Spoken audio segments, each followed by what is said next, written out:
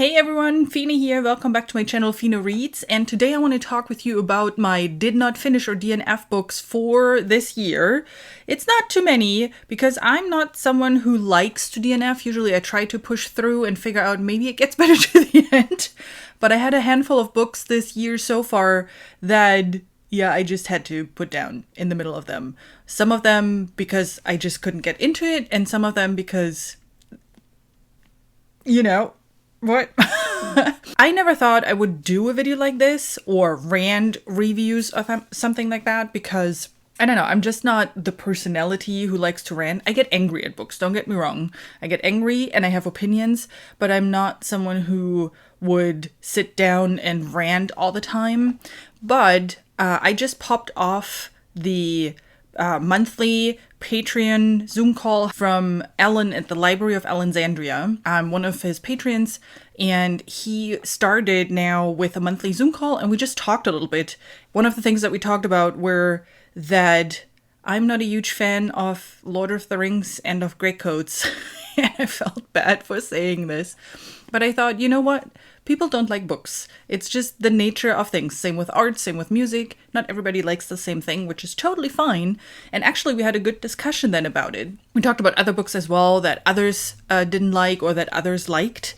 And I thought, you know what? I kind of want to talk a little bit about the books that I didn't like too much this year and that I actually didn't like so much that I stopped reading them. Again, for different reasons. So let's talk about those. It all started this year with A Court of Mist and Fury. I'm sorry.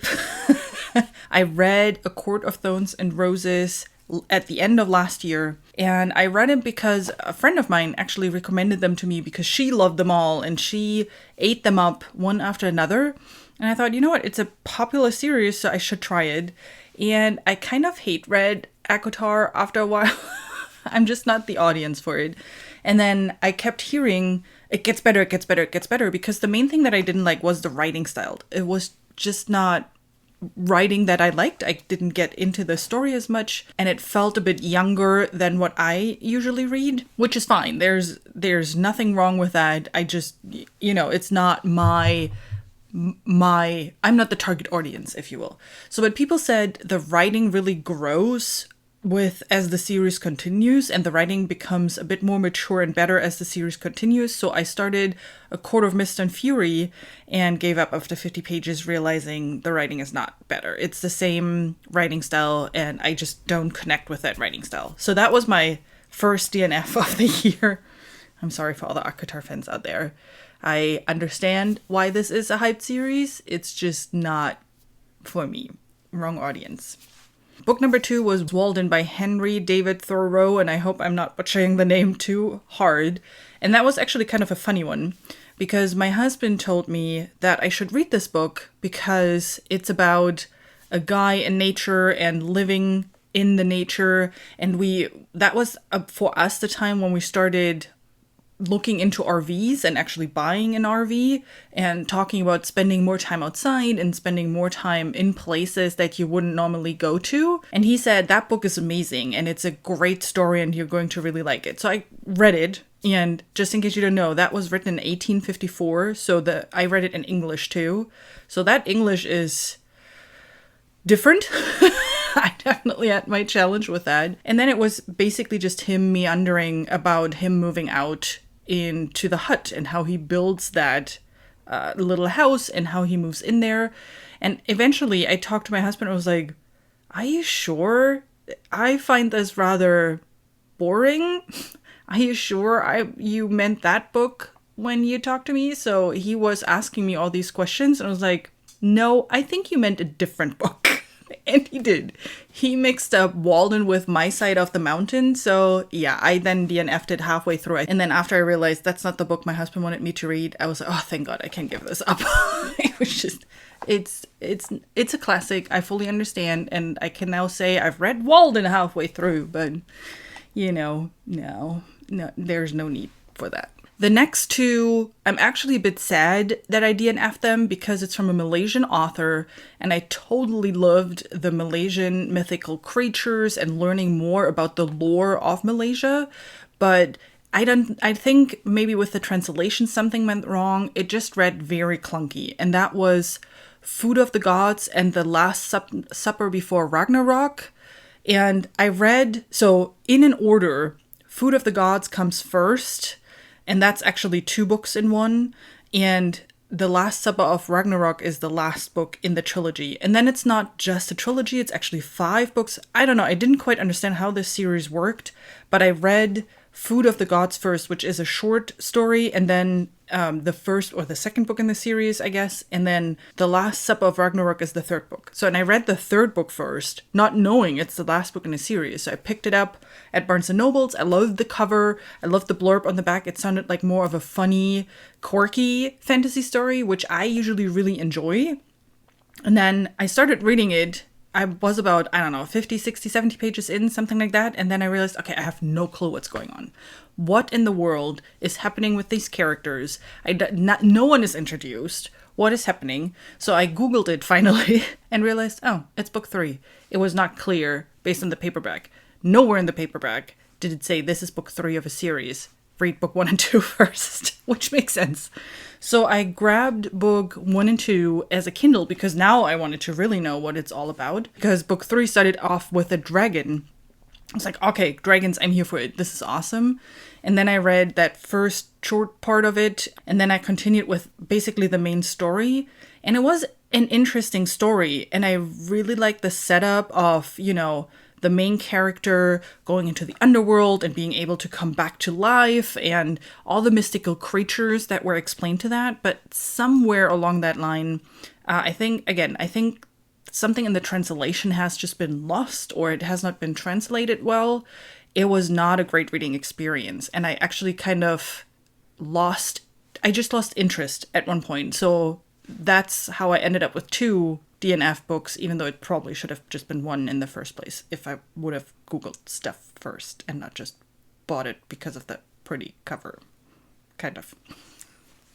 So the next one was a buddy read for Michael Nipp's Patreon thingy, and that was Strange the Dreamer. And that is one where I'm also actually really sad about it. But so Strange the Dreamer, a very popular duology, and I was a little bit worried because it's considered literary YA, and I'm not a huge fan of literary. I acknowledge it's a great genre. It's just, I have no connection to it, and I like my things straightforward and not in too flowery prose.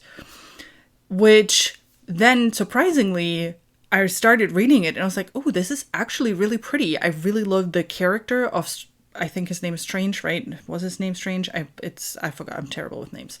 But I really enjoyed the story of the main character, the bullying kind of that he went through. It's not really bullying, but, you know, if you've read the book, you know what I'm talking about.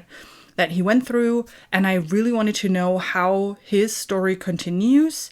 And then all of a sudden, for I don't know which reason, we had some scenes in there with children. I think if I recall reviews correctly, they are not really children, but they are in the bodies of children, and some very descriptive, scenes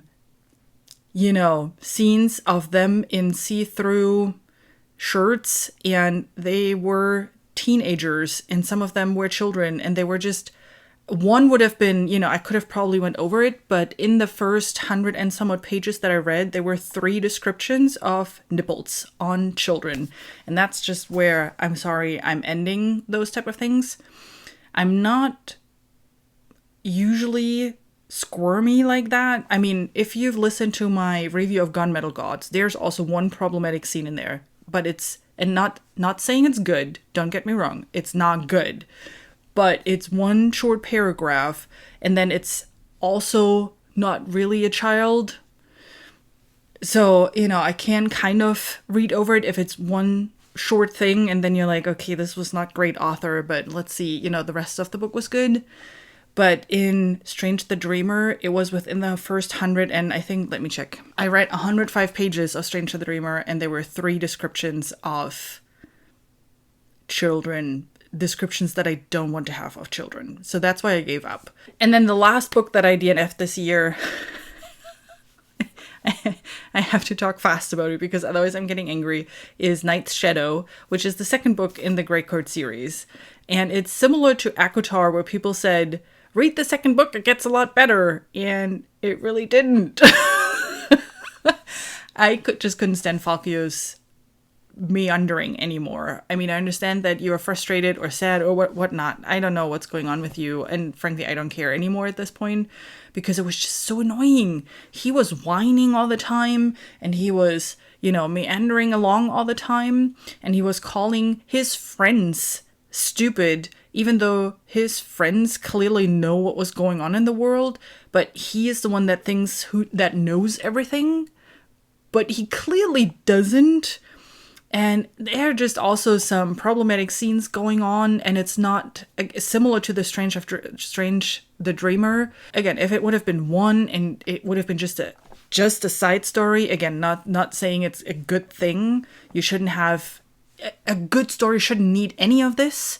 But I understand that especially in fantasy, especially when you have a fantasy story that plays in the old times and you want to be, I don't know, historically accurate, however you want to call it, that there are just some situations that are different, but then stay in that area and not try to be progressive by lifting women up to be, we are the fighters, just to then talk them down again. The way he treated his two female comrades that, joined his party was just annoying. And I could go on a whole rant on this, but that's exactly what I don't want to do.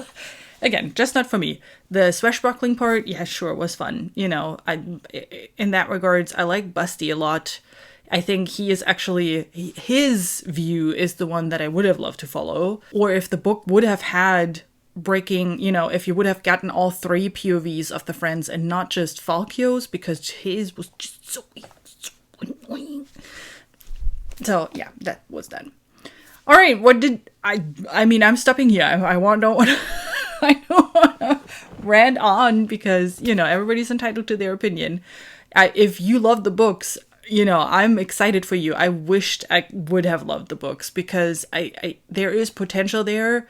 And they were just things that I, couldn't take anymore in some regards, or where, as I said, right, just didn't connect with the writing. So I want to hear from you. All the books that I talked about, what is your opinion on those? Were you one of those who really loved those? And then tell me definitely what you loved about them. I'm definitely curious to hear.